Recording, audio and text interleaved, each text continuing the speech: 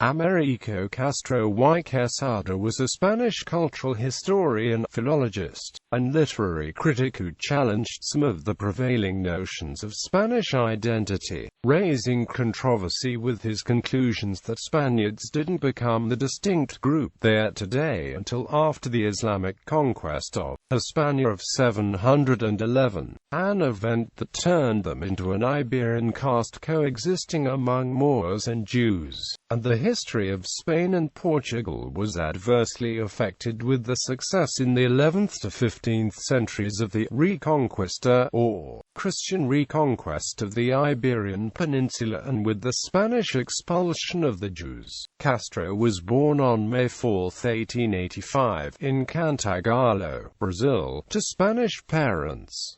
In 1890 his parents returned with him to Spain, where he then grew up. In 1904 he graduated from the University of Granada, going on to study at the Sorbonne in Paris from 1905 to 1907.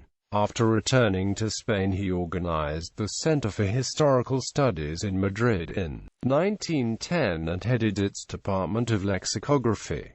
In 1915 he became a professor at the University of Madrid. Later, when the Spanish Republic was declared, he became its first ambassador to Germany in 1931. But when the Spanish Civil War broke out in 1936 he moved to the United States, teaching literature at the University of Wisconsin-Madison from 1937 to 1939, at the University of Texas from 1939 to 1940, and at Princeton University from 1940 to 1953. Among Castro's most notable scholarly works of the life of Lope de Vega, language, teaching, and literature, The Thought of Cervantes, Ibero-America, Its Present and Its Past, The Spaniards, An Introduction to the History, The Structure of Spanish History, and Out of the State of Conflict.